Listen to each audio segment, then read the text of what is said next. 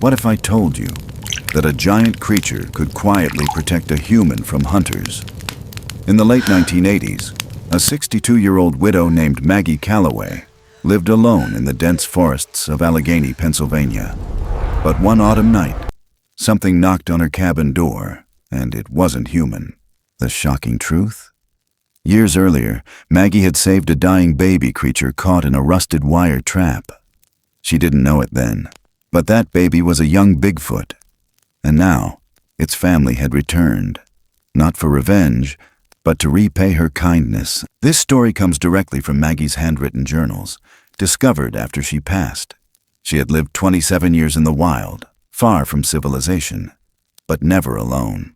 Watch this to the end and you'll understand why Bigfoot has never attacked humans, and how one small act of compassion can echo through the most unexpected places, even the deep woods. Even if you don't believe in monsters, this might change your mind. That spring, Maggie slipped on a mossy slope. She should have fallen, but a giant hand caught her. When she turned, no one was there, just trembling leaves. She knew then, some creatures don't forget, and neither should we. Don't scroll past this if you've ever felt left behind, because this story may prove that the most mythical thing of all is kindness. Late autumn clung to the hills like a farewell. The Allegheny Mountains breathed in stillness, their ridgelines buried in gold and rust, the kind of colors that whispered something ancient before winter wiped the slate clean. A cold hush held the forest, and though the sky burned a soft pewter behind bare-limbed sycamores, the air was already shifting, thinner, hungrier, the kind of cold that didn't bite yet but made promises. Maggie Calloway stood beside a row of browning lavender, her hands deep in the soil even though the ground had begun to crust with frost. 62 years old, back curved not from defeat, but from doing what needed doing. Her cabin hunched behind her, its logs old but upright, roof patched by her own hands with cedar shakes. Smoke from the chimney rose soft and straight. One of the goats bleated, bored or hopeful. She didn't turn. The earth in her palm was darker near the roots. Good, still alive. She wiped her hands on her skirt, dark wool patched at the knees, then brushed a stray curl of silver from her cheek. Her boots made no sound on the wet leaves. Years of walking soft. The woods required it. She didn't want to startle anything that didn't deserve to be startled. Not anymore. There had been enough death. She moved quiet as a memory, following the narrow trail behind her garden, the one that curved toward the creek where elderberry grew.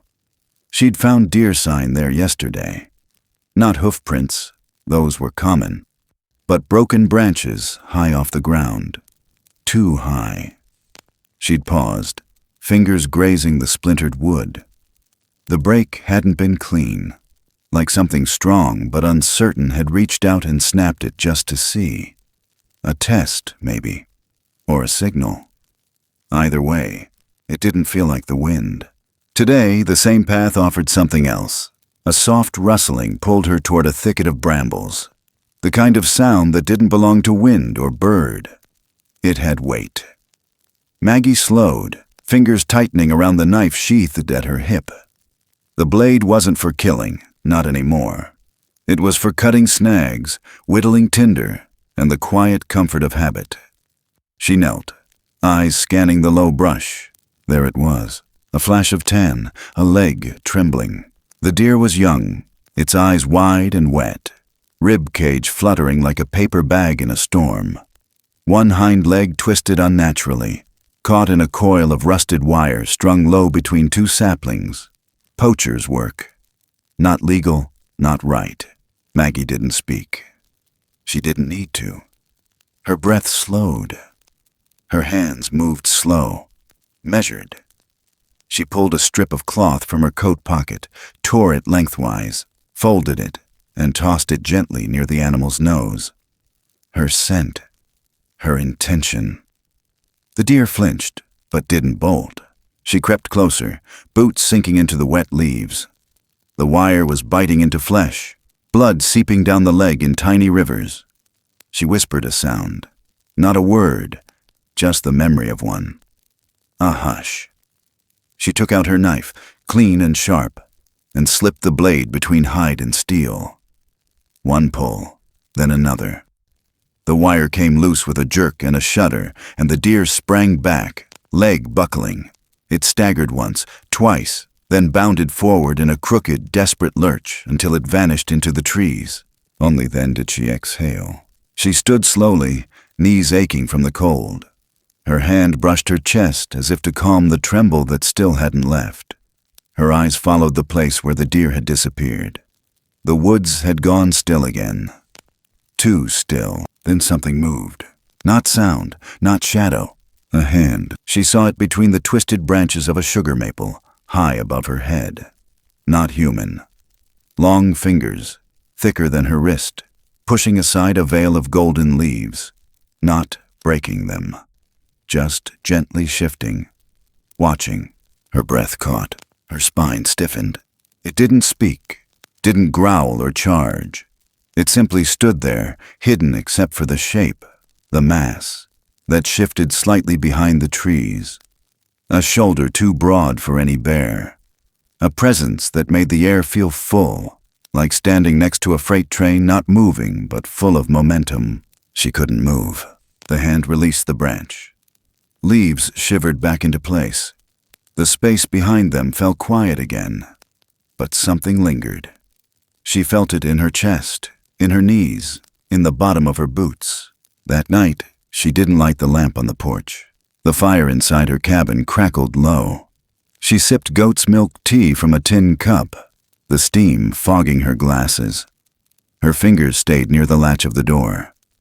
Not because she meant to bolt it, but because she didn't. That was the strange part.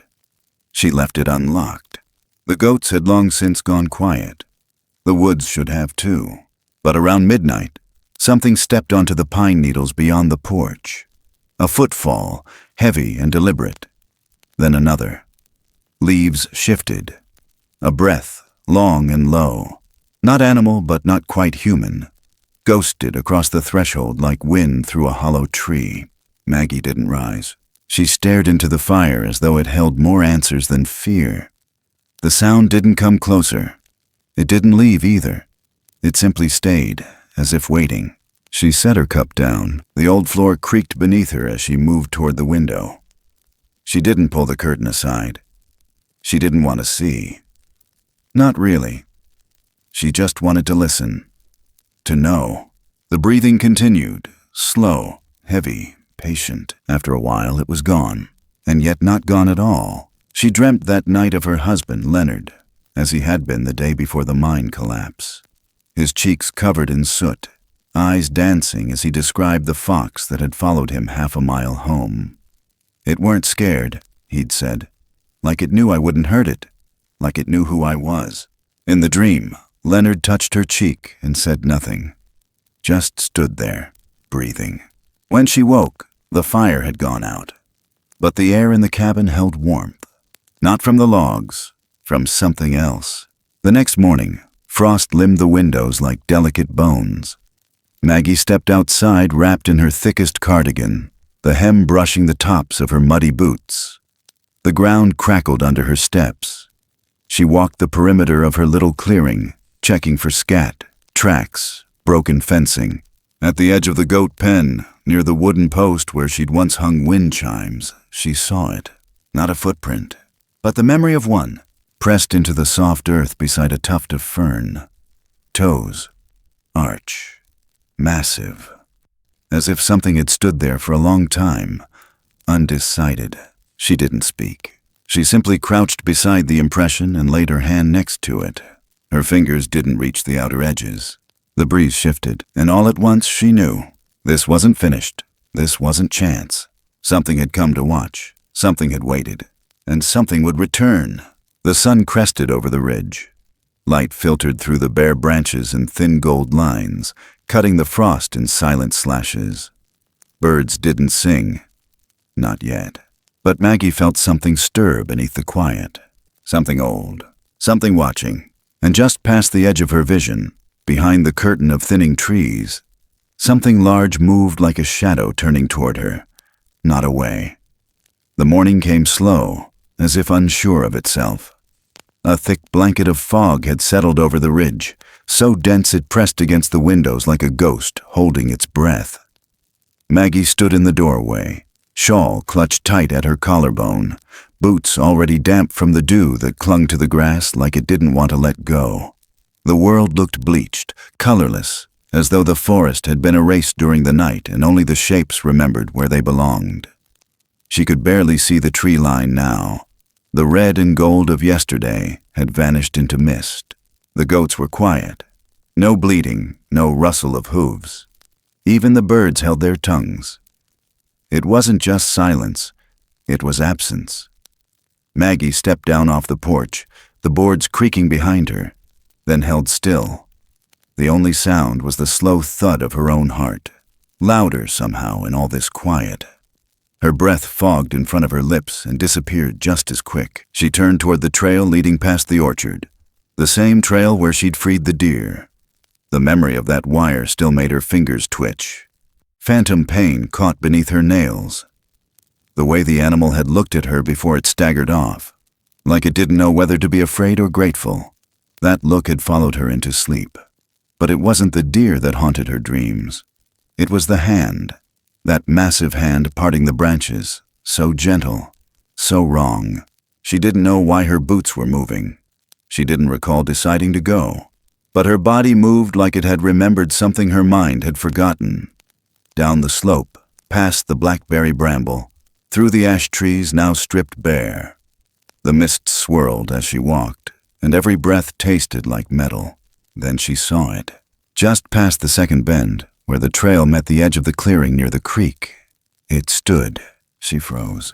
It was there, not 20 paces ahead, partially veiled by fog but unmistakable. No human could mistake the size. Broad-shouldered, towering, coated in thick matted fur the color of wet bark. But it wasn't just the shape or size that held her rooted. It was the stillness. It didn't shift or fidget. It didn't blink if it had eyes she could see. It stood like an old pine, grown there, patient and permanent. She felt her hand drift toward her chest, gripping the folds of her coat like armor. Then it moved. Not toward her. Away. One step back, slow and deliberate. Another. Its feet didn't crash, didn't crack the twigs. It moved like it understood the forest better than she ever could. Then it turned its head slightly, just enough for her to see one eye. Just one. Dark, glossy, ancient, and full of something she hadn't expected. Grief. It wasn't the look of a predator, or even a wild thing. It was the look of someone who had seen too much. And then, the strangest thing of all, it bowed. Not low, not exaggerated. Just a tilt forward, like a nod she might have given a stranger passing her gate. But there was weight in it, meaning. Not a gesture from instinct, but one from choice. She forgot the cold. Her breath caught in her throat. Her fingers relaxed. She thought of a patient once, years ago. A man in his 50s who'd been in a motorcycle crash. Broken ribs, a collapsed lung, and fear tangled in every muscle. He hadn't spoken for days. But one night, she'd sat beside him during a power outage. No machines humming, no nurses talking, just the rain and the dark. And he'd reached out, just 2 fingers, brushing hers like a child asking permission. That moment, soft and unspoken, had stayed with her longer than the dozens of times she'd seen someone pass. This felt like that. This wasn't a threat. It was an invitation. She didn't know how she knew, but she knew. The creature stepped backward, slow and sure, then turned. It moved into the mist like it belonged there. Maggie's legs were trembling. Her lungs forgot what to do. Still, she followed. Not quickly. She went back to the cabin first. She closed the door behind her with a soft click, crossed the room, opened the drawer beneath the stovetop, took the folding knife she'd carried since her days as a nurse. Not the blade she'd used for field dressing goats or trimming bark. This one was clean, sharp, and had her initials carved faintly into the handle. Beside it, she grabbed the roll of linen strips and the small canvas pouch of herbs she kept for fever or bleeding. She didn't pack food. She didn't know why. Her fingers found her coat collar again. Then her boots found the dirt. Back down the trail. The creature hadn't waited, but she could feel it. She followed where the underbrush bent unnaturally. Not crushed, just brushed aside. Marks no deer would leave. Twigs broken too high for any coyote. She ducked through a gap in the firs and stepped down a muddy incline where the leaf litter had been disturbed. And then she heard it. Water, not a babbling stream. This was heavier. A low, steady rush, like a spring that had opened somewhere new. It pulled her deeper, across slick roots and fallen branches, until the mist began to lift, just slightly. Enough to see shapes again. Stones, logs, the broken husk of a beaver dam. The air smelled sharp, like pine sap and wet iron. Then she saw it again. It had stopped in a hollow near the edge of a low ravine, just standing, waiting. No words, no sound. But she felt it in her chest like a second heartbeat. That thing you feel when you're being asked for something without being told. She didn't speak. She just nodded. Once. Almost without realizing. And it turned again, stepping deeper into the trees. Careful now, like it didn't want to startle whatever was ahead. Maggie followed. They crossed a narrow stream, water biting at her ankles through the seam in her left boot. She stumbled once, grabbed a low branch for balance, and when she looked up again, it had stopped. Its head turned, eyes watching, and for just a moment, she swore it waited for her to catch up. Not out of urgency, out of concern. The mist was fading. The forest was opening. She didn't know what she'd find, or why this thing, this being, this impossible presence had come for her. But somehow, deep in that pocket of cold between her ribs, she felt like she had been chosen. And when her boots hit the edge of the next clearing, when the trees widened into something vast and hushed and broken, she understood why. But the full weight of that understanding hadn't settled yet. It was coming, just beyond the next breath, just behind the next tree. The forest had changed. Maggie felt it before she saw it, like the air had been stirred by something too heavy to see. The fog was lifting in strands now, torn open by wind that smelled different, metallic, faintly sweet, like blood and moss, and something else she couldn't name. She followed without words, her boots dark with creek water, the cuff of her coat heavy from brushing against wet undergrowth.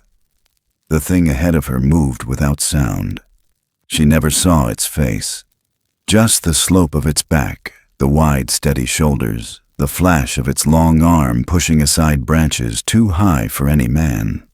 It never looked back, but somehow she knew it was aware of every step she took. The slope dipped again, steeper this time. Her legs burned. Her breath came in short clouds. Then her foot hit something soft, and the scent hit harder than before. Copper. Rot. A silence that wasn't just quiet. It was reverent. She raised her eyes. There, crumpled against the base of a gnarled oak, lay the body of a young one. Smaller than the one who'd led her here, but still massive by human measure. Maybe the size of a small bear, but leaner, limbs longer, fingers too human. Its fur, dark reddish-brown, was matted with mud and streaked through with something darker. One leg was twisted beneath it, and its neck bent in a way that screamed finality. Flies hummed low near its flank. The leaves around it were spattered and turned. Maggie stopped breathing. Beside the body, half buried in leaves, a rusted coil of wire glinted in the weak light. Not a trap meant for something this size, but enough to maim, to kill. Someone had set it. She knew that kind of wire. She'd found one like it wrapped around a sapling once, years ago, back when she still believed she could ignore the cruelty of strangers. A quiet sound came from ahead. Not a growl, not quite a cry. She turned. The creature had stopped at the edge of the clearing. Its body shifted slightly to one side, almost as if bracing itself. Maggie followed its gaze and saw the other one. Under the rotted trunk of a fallen hickory, nearly hidden beneath leaves and ferns, a second form lay, smaller still, alive. She didn't know how she knew, but something in the air changed. A flutter. She moved without thinking, down on her knees, hands in the mud, pushing aside debris with trembling fingers. The little one was curled on its side, chest barely rising. Its fur was soaked, not just wet, sodden, like it had lain in water or blood, or both. She touched the side of its face. The skin beneath the fur was cold, but not stiff. She pressed 2 fingers beneath its jaw, then over the rib cage, feeling for something, anything. A beat, a breath, a flicker. There it was, faint, but there. Maggie looked up. The mother, she knew now, without doubt it was the mother, stood just feet away. Her hands hung by her sides, but they were curled slightly inward. Not fists, more like grief held in muscle. Her chest moved in shallow heaves, and her eyes, dark, massive, locked onto Maggie's with something beyond understanding. Not anger, not warning. Plea. No words passed between them. There was no gesture, just presence, a silence that felt like surrender. Maggie swallowed hard, then leaned over the child again.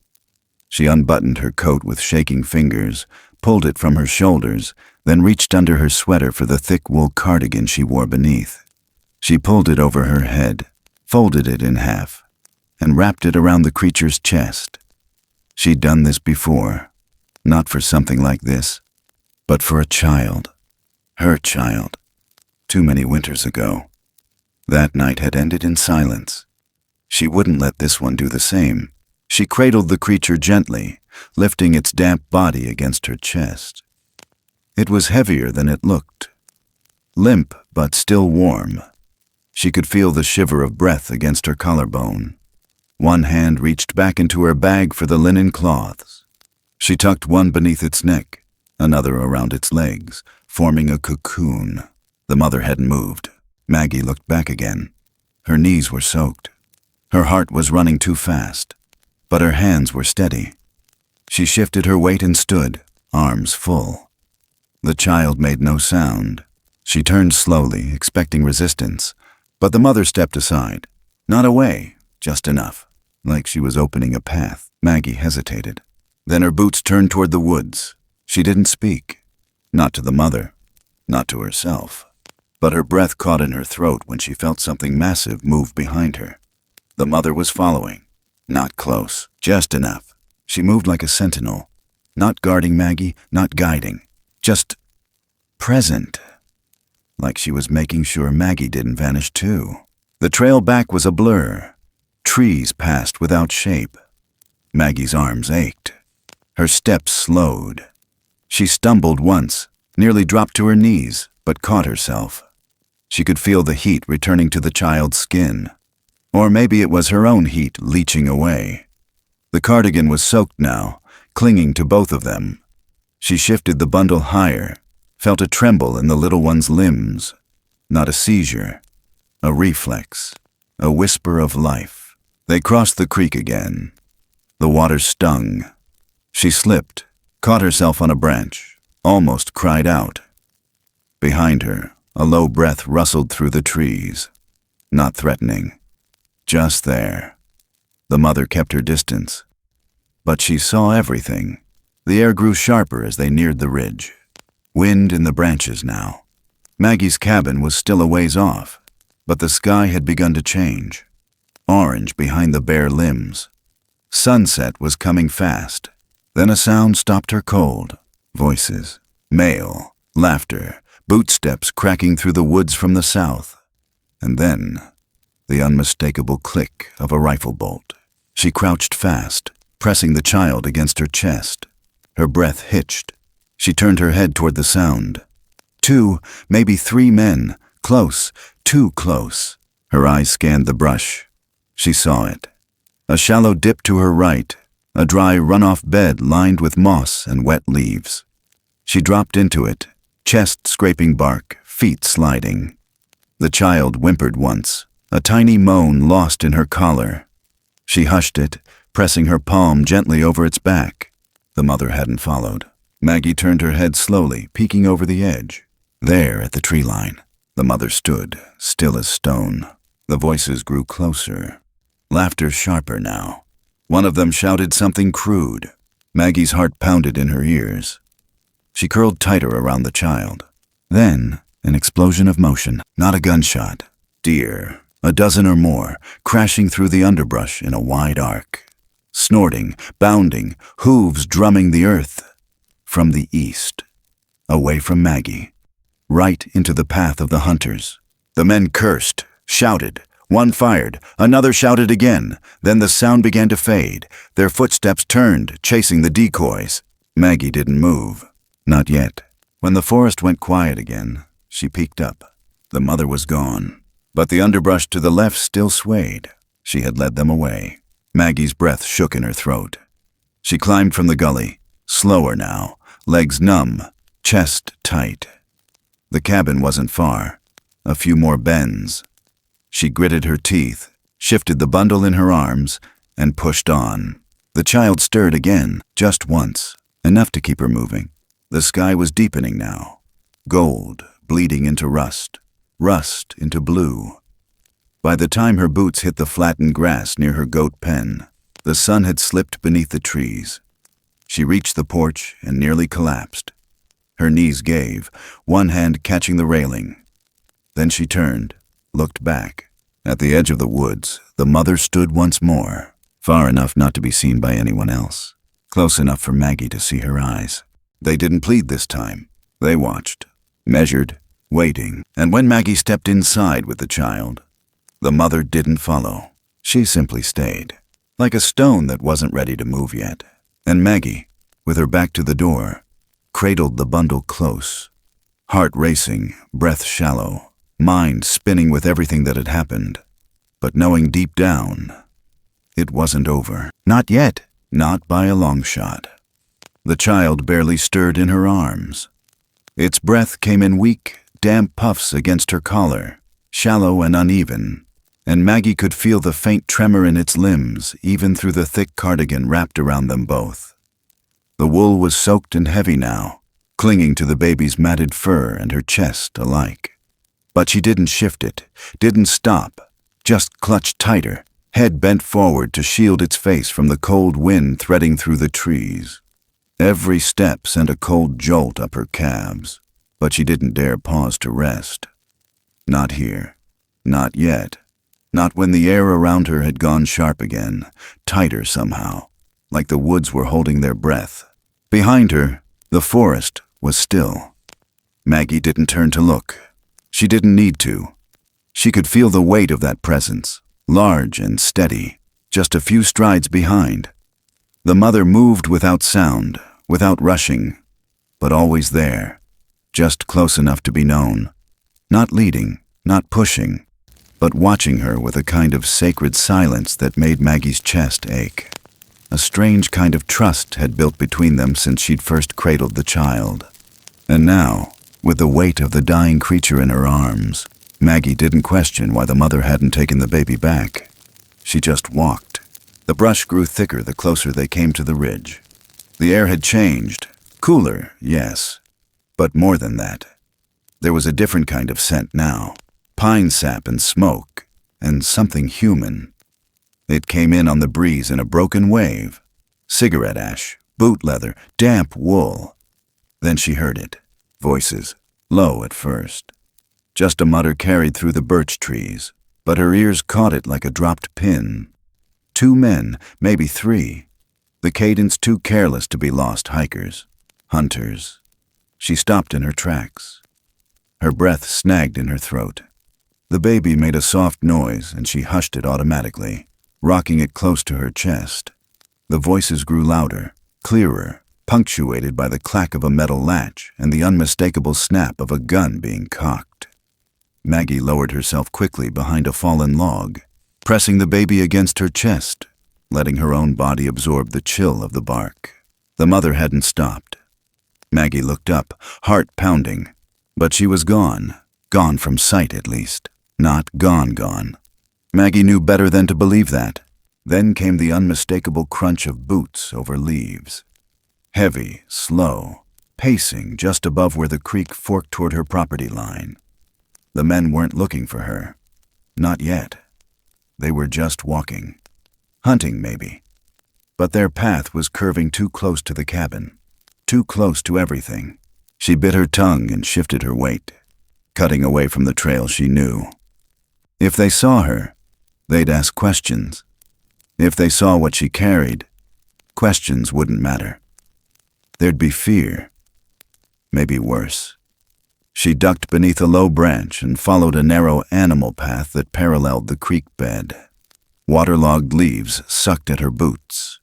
Her knees ached from crouching, but she pushed on, teeth clenched, one hand bracing the baby's head, the other gripping her coat tight where it wrapped around its back. The sound of the men faded, then returned, then faded again. She paused beneath a bent pine and listened. A branch cracked. Laughter followed. Too close, and then it happened. A sudden thundering of hooves, a rush of air like a gust through hollow logs. From deeper in the woods to the west, a herd of deer exploded into the open, crashing through underbrush, breaking twigs, scattering leaves. The noise was deafening. The baby stirred in her arms, and she dropped to one knee, covering its ears with her palms. Ahead of her, the forest lit up with movement. Shadows racing through shafts of amber light. The hunters cursed. One of them yelled something she couldn't make out, and then the crack of a rifle split the air. Maggie flinched. The baby let out a faint whimper. Another shot rang out. The noise rolled across the ridge like thunder. Then the voices turned away, chasing the chaos. Maggie stayed low, waiting for the woods to breathe again. Her hands shook. Her ears rang. But something else rang louder. It took her a second to understand what she was hearing. Silence. The deer hadn't just run for no reason. Someone had pushed them. Someone had driven them between Maggie and the men on purpose. Her eyes darted through the shadows ahead. And there, just before the light dipped behind a pine, she saw a flash of fur. A massive arm pulling back into the brush. A dark, deliberate shape disappearing into cover. The mother. Maggie blinked, lips parted. She'd led them away. The thought landed with weight. Not just intelligence, not instinct. Strategy. That thing out there in the woods wasn't wild in the way people assumed. She was choosing, protecting, maneuvering for her and the baby. Maggie rose to her feet slowly, knees stiff, back aching.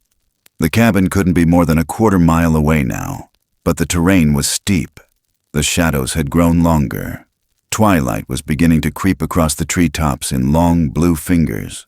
She adjusted the baby again, shifting its weight against her shoulder, and started to climb. The ridge was muddy, slick with fallen leaves and stones that rolled underfoot. Maggie gritted her teeth and drove her boot into the slope with each step, steadying herself against tree trunks as she went. The baby was barely breathing now, but it was breathing. Its fur was cold and damp, but its chest still moved. She whispered nonsense as she walked, soft syllables, half prayer, half lullaby, the way she used to sing to her son during storms when he was little and afraid of thunder. She didn't know if the baby could hear her or understand, but she kept talking. When she reached the top of the hill, she paused. The air was clearer up here, thinner. Through the trees, her cabin was visible now. Just a silhouette at first, then a shape with depth. The porch railing, the smoke pipe, the back window where her reflection sometimes startled her when she passed at night. She took one more breath, then stepped forward. Behind her, the trees rustled. She didn't turn, but she knew. The mother had stopped at the tree line. The baby stirred again as they crossed into the clearing. Maggie's boots squelched through wet moss and half-frozen earth. The light was almost gone now, sky turning the color of burnt ash. When she reached the porch steps, her legs nearly buckled. She caught the post with one hand and used it to haul herself up. The door creaked open beneath her shoulder. The cabin exhaled warmth and cedar smoke. She stepped inside, turned, and looked back. The mother hadn't moved. Still at the edge of the woods, half shadow, half real. Watching, Maggie stared for a long beat. Then the mother did something unexpected. She took one step forward, then stopped. Not to follow, not to ask, but as if to say, "I've done all I can." Maggie swallowed. Her throat hurt. She gave a small nod, one slow, tired nod. And the mother held her gaze for one more moment before stepping backward into the brush, swallowed whole by the trees. Inside, the fire had gone low, but not out. She knelt in front of it, setting the baby down gently on a folded wool blanket near the stone hearth. The baby didn't move. She pulled another quilt from the rocking chair and wrapped it around its small body, then moved to stoke the fire. The embers caught quick. Flames rose again, casting light across the wood floor and up the log walls. She placed a pot of water on the stove. Not to boil, just warm. Then she sat beside the child, knees drawn up, one hand resting over its small chest. The silence in the cabin was deep, but not empty. The wind moved outside. A creak came from the old rafters. And beneath her palm, faint as a memory, the baby breathed. The cabin wasn't safety yet. There was no guarantee the child would survive the night. No promise the hunters wouldn't circle back. But in that moment, surrounded by the scent of wood smoke and fur and wet wool, with the weight of the child still warm beneath her hand, Maggie knew one thing for certain. She hadn't carried that child out of pity. She'd carried it because something inside her had remembered what it meant to be chosen to protect, and somewhere in the dark, something larger than her had trusted her to do it. The night held its breath. And for now, so did she. The fire had gone down to a glow, its last tongues of flame curling weakly over the blackened logs like breath fading from the mouth of someone too tired to speak. Maggie crouched near it, her knees on the rough wool rug. The rest of the cabin dim except for that soft flicker. She hadn't lit the lamp. The dark felt safer, quieter, more honest somehow. Her hands worked fast but careful, movements honed by instinct and memory. She dipped a cloth into the pot of warm water and wrung it out, then gently wiped the baby's limbs, avoiding the bruises and shallow cuts she'd noticed under the matted fur. It didn't flinch. It barely moved, just that shallow rise and fall of breath. Too slow, too light, like a candle caught between gusts. She'd laid the baby on a folded blanket beside the hearth, a second one draped over its legs. Around it, she'd placed 3 mason jars filled with warm water and wrapped in socks. One near the feet, one against the belly, and the third nestled just beneath its arms, where the ribs met. Not too hot. She checked them by instinct, brushing her palm against each one and adjusting their angle like a mother might arrange pillows for a sleeping child who'd come down with a fever. She spoke softly as she worked. Not words, really, just sounds. A humming from deep in her throat, one she hadn't used in years. Not since the night David died in that hospital bed, and she'd hummed herself quiet so the machines wouldn't be the only thing filling the air. She dipped her fingers into a shallow dish of goat's milk she'd thinned with a little warm water and stirred in just a trace of honey.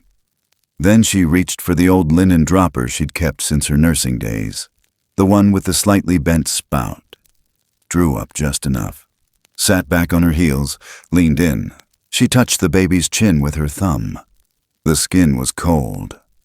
She tilted its head gently, angled the dropper near the corner of the mouth. Let one drop fall. No reaction. Another. Still nothing. Her throat tightened. She exhaled slowly, then placed her palm over its small chest. Waited. A flicker. A twitch in the cheek. Then the faintest movement of the mouth. Almost reflex. She leaned closer, heart pounding now. Another drop. The lips moved, just slightly. She let another fall. Then it happened. Not a gasp, not a cry. Just a breath. A soft, fluttering inhale. The baby's tongue flicked once, and then it sucked. Weakly, but real. Maggie didn't speak. She didn't move.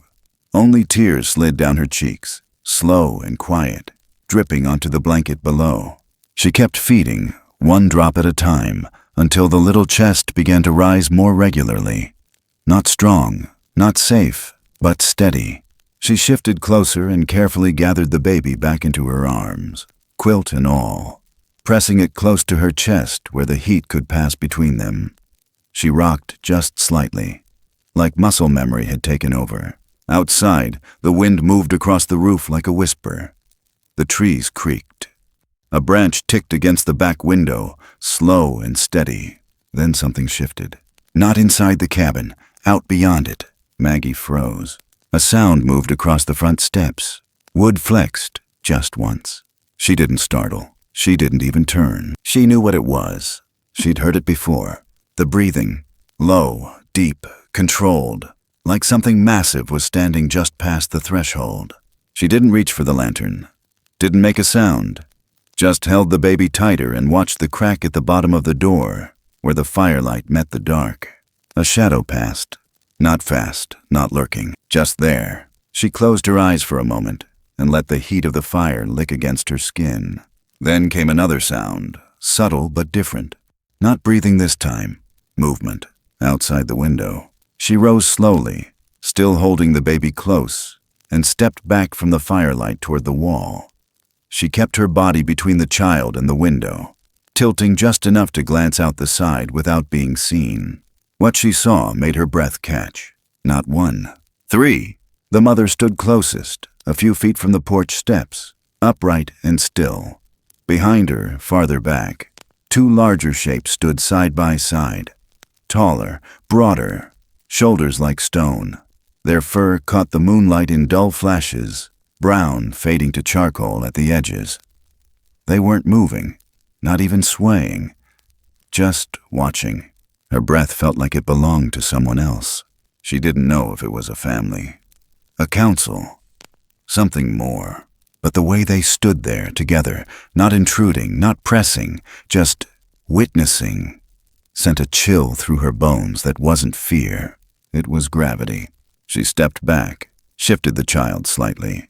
Its face was pale under the fur, but less gray than before. Still breathing, still with her. She looked toward the door, and for the first time since she'd brought the baby into her home, she whispered something out loud. I understand. She didn't know if they heard, didn't know if they needed to, but after a long beat, one of the figures in back turned. A shoulder moved, then the second followed.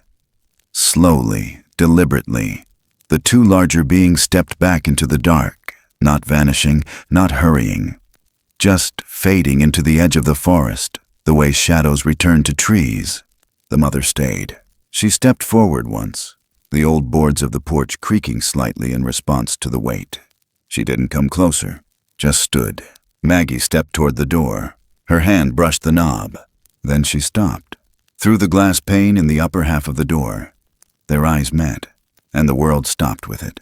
Not a single breath passed between them, just knowing. Then the mother lowered her head, not bowing, not pleading, acknowledging. She stepped back again, slow and sure, until the night wrapped around her like fog, and then she was gone. Maggie stood at the door for a long time after that. She didn't latch it. She didn't move the rocking chair in front of it like she used to when storms rolled in. She just stood, then turned back to the fire and sat, baby still in her arms. It made a small sound in its throat. Half breath, half need. She adjusted the blanket, pulled it closer. The fire cracked. Outside, the wind moved through the trees again, this time softer. Somewhere deep in the hills, a distant owl called once, then fell quiet. And inside that small cabin, under a roof that had survived 3 winters too many, Maggie Calloway held the weight of a world no one would believe. And in that moment, for the first time in many, many years, she didn't feel alone. The fire had burned low, down to soft red embers that pulsed like a second heartbeat in the dark. Maggie sat with her back against the log wall, knees drawn up, the baby cradled between her arms in a nest of towels and thick quilt. Its breathing had steadied, faint but rhythmic, a fragile thread holding it to the world. She could feel the weight of the day slipping off her shoulders in waves, but her eyes stayed sharp. She hadn't slept. Not really. Every creak, every shift in the wind sent a ripple through her spine. She was listening for something. Not danger exactly. Not safety either. Something else? Something just beyond the cabin walls. Outside, the wind had picked up. Not violent, but steady. It moved through the trees like a presence, brushing against the porch, lifting the edge of the tarp she kept over the firewood pile. The moon was high now, but veiled by a thin layer of cloud. Light filtered through it like milk through gauze, turning the clearing a pale gray. Inside, the glow from the hearth spilled across the floor in a faint shimmer, just enough to show the shapes of things: rocking chair, stovepipe, coat hook. Everything quiet, everything watching. Then the floorboards near the door groaned. Not loud, just enough. She froze. The baby stirred. She tightened her arms. Another sound, not footsteps exactly, but weight. Shifted carefully, deliberately. She rose slowly. The quilt still wrapped around the baby, and crossed to the door. She didn't open it, just laid her hand flat against the wood. The coolness of it pressed into her palm. The stillness outside hummed through it. Then came the breath. That same low, slow exhale she'd heard 2 nights before, right on the other side. She didn't flinch. She whispered, just loud enough, "I hear you." She didn't expect an answer, but the breathing faded. She stood there for a long moment, hand still on the door, before stepping back toward the hearth. Her knees cracked when she crouched again. She eased the baby back onto the quilt beside the fire, adjusted one of the warm jars she'd refreshed an hour earlier, and watched its chest rise and fall. Then came a knock. 3 knocks, not sharp, not fists, open-handed. 1, then 2, then 3. She didn't move. The baby's eyes fluttered. Not fully open, but not closed either. She turned slowly toward the door again, heart racing now, her feet bare on the old floor. She reached it, unlocked the latch, and opened the door just enough to see. And there she was, the mother, standing on the porch, closed this time, closer than she had ever dared come before. Behind her, just beyond the edge of the clearing, 2 other figures stood tall in the dark. Not the ones from before. These were different. One broader in the chest, posture stiffer. The other smaller, but tall still, maybe younger. All of them still as statues. But it was the mother who held Maggie's eyes. She didn't gesture, didn't move forward. She simply stood. Maggie opened the door a little wider and stepped aside. The gesture was small, quiet. Not an invitation, an understanding. The mother stepped closer to the threshold. Her fur caught the firelight. Her breath rose in mist. Then she stopped, just outside the frame. She looked past Maggie toward the hearth, toward the baby. Maggie stepped back slowly, giving her the space, the silence. The baby whimpered. The mother's body tensed, just for a moment. Not fear, not threat, recognition. Maggie knelt by the fire again. The baby stirred, then let out a sound. Small, raw, wet. It tried to shift. One arm moved from beneath the blanket. The mother stepped forward, into the cabin. Not fully, just 1 foot over the threshold. Maggie didn't breathe. The baby made the sound again, a soft croak, barely a breath. And then, behind the mother, there was a flicker of motion. The others, watching, not approaching. Like a wall of forest had come to the cabin but knew not to cross its line. The mother lowered herself, slow and deliberate, and crouched by the hearth. The floor creaked under her weight. The air shifted with the size of her. Maggie didn't speak. The baby opened its eyes. Not fully, just enough to see light. And then, as if drawn by scent or warmth or memory, it reached out. A tiny hand, fur matted, fingers curling. The mother's breath hitched. She lifted her massive hand, the same one that had parted branches days ago, and laid it flat on the floor beside the child. The baby touched it. No sound, no sob, just contact. And something passed between them that Maggie didn't have words for. Something older than language. Something made of grief and bone and the long-held ache of survival. The mother stayed like that for minutes, still, silent, and when she rose, she didn't look at Maggie again. She turned, stepped out into the cold, and vanished. But the others hadn't moved. They remained there at the edge of the tree line, watching. The light from inside caught their eyes like mirrors. Not hostile, not demanding, just there. Maggie stepped back toward the door and closed it slowly. She didn't bolt it. Instead, she returned to the baby and placed her hand over its chest again. The heartbeat was faster now, the skin warmer. She pressed her palm gently to its forehead and whispered something old, a name she'd never used before, one she didn't know she knew. And outside, past the porch, past the field, past the cold trees, the sound of voices, human voices, rose again in the distance, too close. Laughing, cursing, a flashlight beam sweeping across trunks, and something in Maggie locked into place. She turned back to the door, grabbed the heavy iron poker from beside the hearth, and stepped into her boots. The baby stirred, and she whispered without looking back, "Stay with me." Then she opened the door again, walked out into the night, and stood on the porch, poker in hand, eyes searching the dark. But she wasn't alone. To her right, in the shadows near the edge of the goat shed, a shape moved. Not loud, not aggressive, just steady. She didn't turn, she just nodded. And the shape stepped forward until the edge of it became clear. One of them had stayed. Not the mother, another, taller. And for the first time, Maggie understood something that had only been a suspicion before. They weren't hiding. They were watching the watchers. And now, they would not let her stand alone. Not anymore. The wind picked up, colder now, curling around the porch, rattling the tin bucket by the steps. And from beyond the trees, a dog barked, closer than it should have been. Somewhere behind it, a man shouted a name. Another flashlight beam split the dark. But the cabin lights stayed low, and inside, the fire flared, casting a glow across the small body curled in blankets. Still breathing, still warm, still here. And Maggie Calloway, 62 years old and alone for far too long, didn't flinch. Not because she was fearless, but because she finally knew. Out here, at the edge of what most people couldn't name, she wasn't the only one still listening. The morning broke soft and colorless, like the sky itself was holding its breath.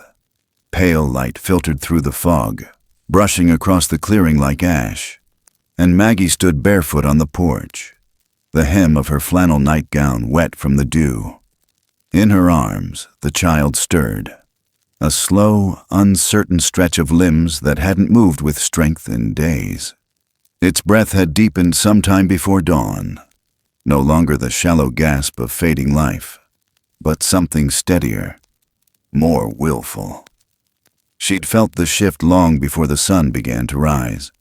There had been something in the quiet, something that told her the child was ready. She looked toward the trees.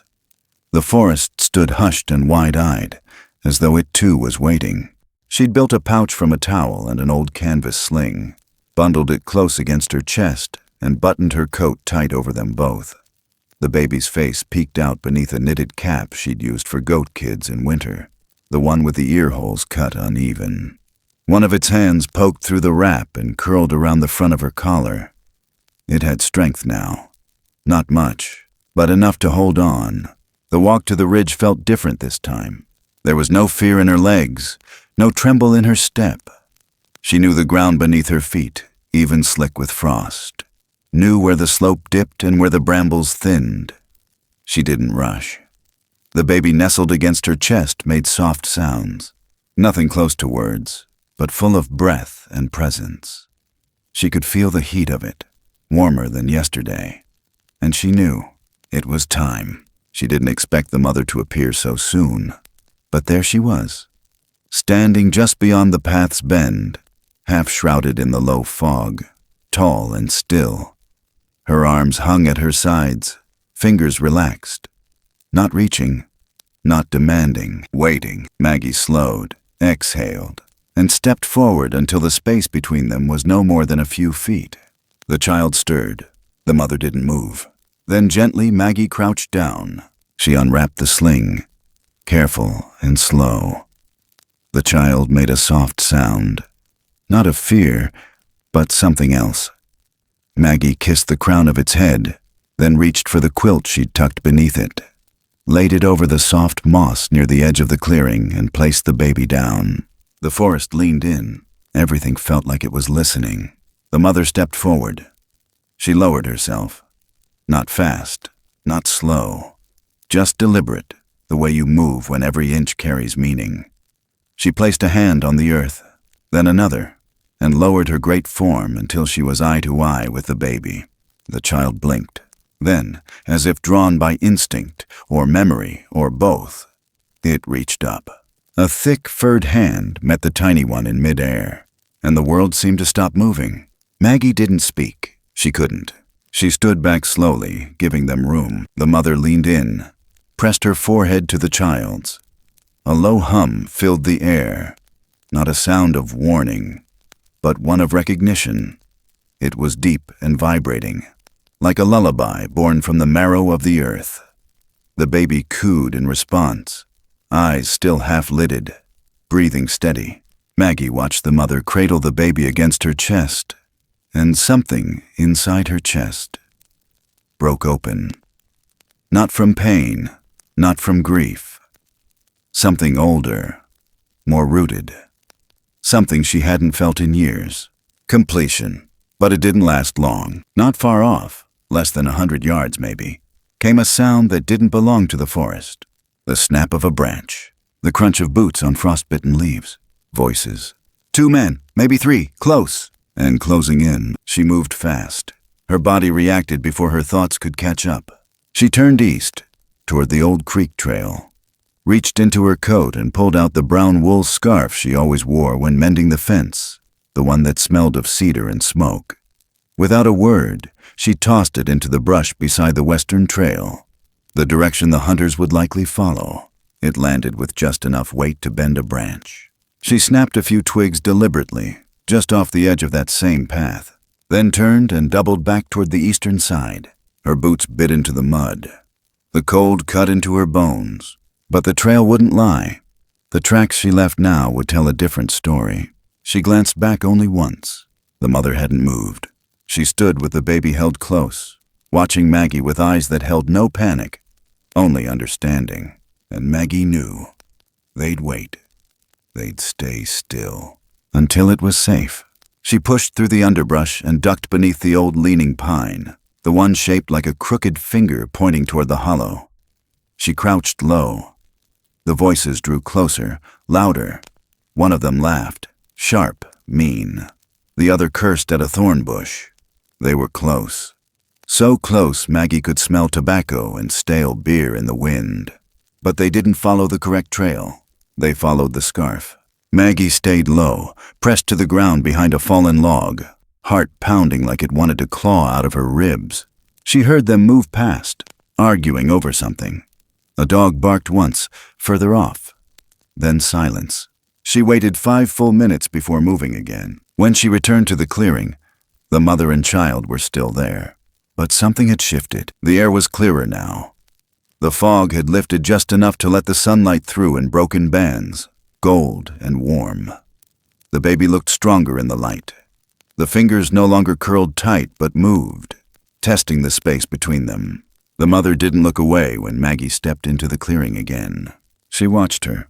Then, slowly, she stood, tall and sure, with the baby held close against her chest. Maggie approached carefully. She knew what needed to happen. But it still pressed against her throat like a goodbye too big to say. She stopped a few feet away. The mother looked at her one last time, and this time she stepped closer, just a step, then another. And when she reached Maggie's side, she paused, lowered her head, and nudged Maggie's shoulder gently with her brow. Not hard, just enough. Maggie lifted her hand, hesitated, and then pressed it lightly against the mother's arm. The fur was coarse, warm, alive. Then the mother turned. With the baby held tight, she walked back into the trees. Not fast, not fearful. And Maggie stood there, watching her go, until the branches swallowed them both. She didn't cry. She didn't speak. She just stood still, until the forest exhaled again and the sun warmed the crown of her silver hair. Then, from somewhere deep in the woods, a sound carried back to her. A low, long hum.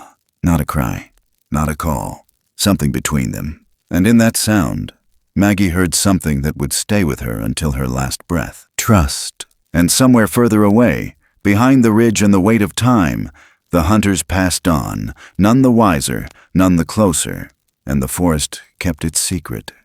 Just a little longer. The snow was gone. It had melted quietly, without announcement, leaving the forest floor slick and rich and breathing again.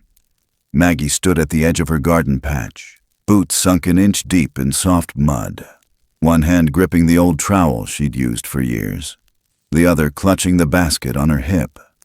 The basket was half full of early spring leaves, dandelion, fiddlehead, nettle, and her joints ached in the familiar way they did every March. The cold not quite gone, but no longer trying to kill. The trees around her shimmered in that new green haze that only lasted a few weeks each year, a tender flush along the branches that caught the morning light like hope taking shape. Birds were back. The air carried the faint trill of songbirds she hadn't heard since November, and something about it caught her in the throat. A reminder she hadn't asked for.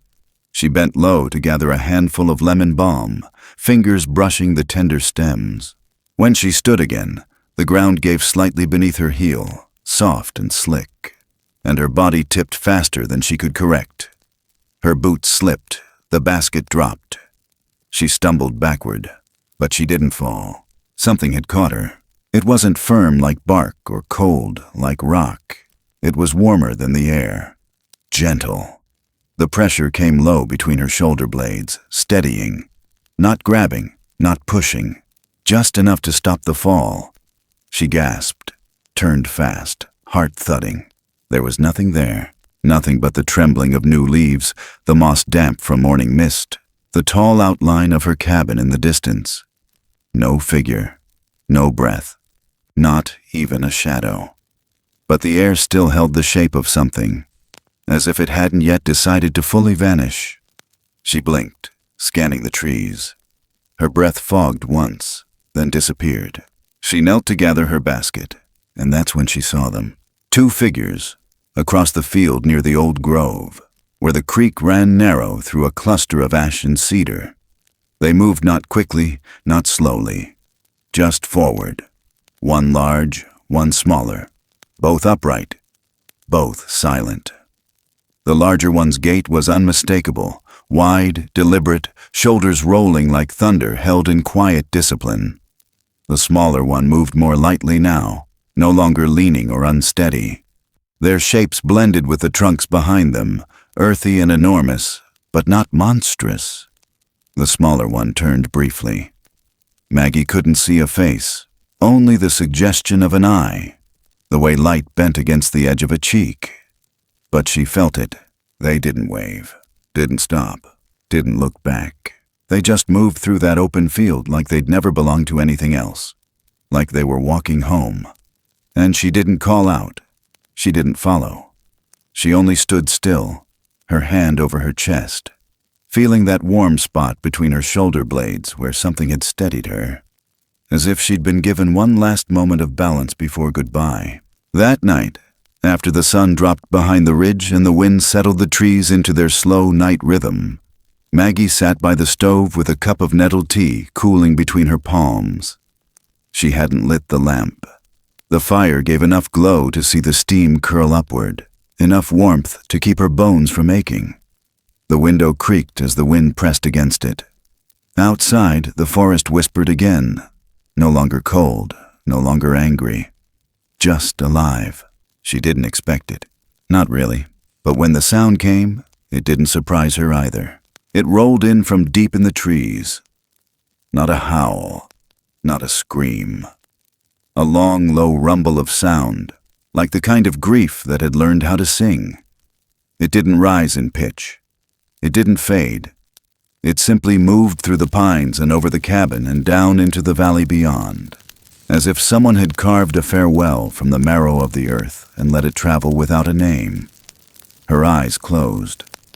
Her breath caught, and when the sound faded, she didn't feel emptiness.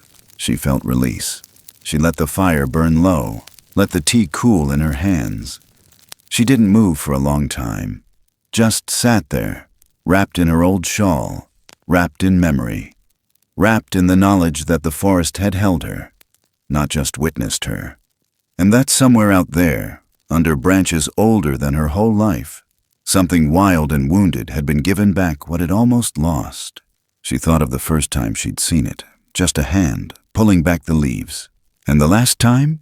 No hand, no gesture, just silence. That was the way of some goodbyes. Not loud, not final, just quiet enough to be sacred. She rose sometime before midnight and stepped onto the porch, barefoot, the wood cool against her soles. The trees stood tall, their shadows stretching across the field in long, quiet lines. She placed her hand on the railing and looked toward the creek, where she'd last seen them. Then she whispered, not to call them back, just to say thank you. And as she turned to go back inside, the porch creaked behind her, once, gently. She paused, smiled, and left the door unlatched, because some doors, once opened, are meant to stay that way. And deep in her heart, she knew, saving a life, no matter what shape it wears, might be the only way we ever truly save a part of ourselves. Sometimes, the things that save us don't speak our language. They don't come wrapped in answers or explanations or the shape we expect. Sometimes they arrive in silence, in a gesture, a shadow, a hand that steadies you when no one else sees. And in those moments, something ancient stirs. Not in the world out there, but in us. A memory of who we were before we forgot how to listen, before we unlearned how to care. Because the truth is, the wilderness we fear out there often mirrors the one we carry inside. And just as the forest holds the howl of a creature searching for home, so too do we carry longings, quiet, hungry things, that ache to be seen, understood, held without judgment. We walk this world armored in worry, busy trying to be strong, forgetting that strength isn't always loud. Sometimes it's the courage to be kind to something misunderstood, to kneel in the mud for a stranger, to offer peace before you ask for safety. This wasn't a story about monsters. It never was. It was about the echo between two hearts that never should have met, but did. About the chance to rewrite a cycle of fear into something softer, something sacred. It was about how compassion can reach across the lines we thought were permanent, between species, between strangers, between the life we planned and the one that shows up instead. And maybe that's the message we're meant to carry with us, long after the fire dies and the forest goes quiet, that every soul, no matter how different, is just looking for shelter. That mercy, real mercy, isn't a weakness but the deepest kind of wisdom. And that healing doesn't always come from being saved, but from being seen, truly seen, by something that expects nothing in return. If this story moved something in you, made you pause, reflect, or feel less alone in this big, messy world, then we'd love to hear from you. Drop a comment, share your thoughts, tell us what stayed with you most. And if you haven't already, go ahead and follow the channel. We're building a space for stories that matter, stories that remind us that even in the darkest woods, there's still light, still warmth, still a chance to choose kindness. Thank you for walking this journey with us. We'll see you in the next story.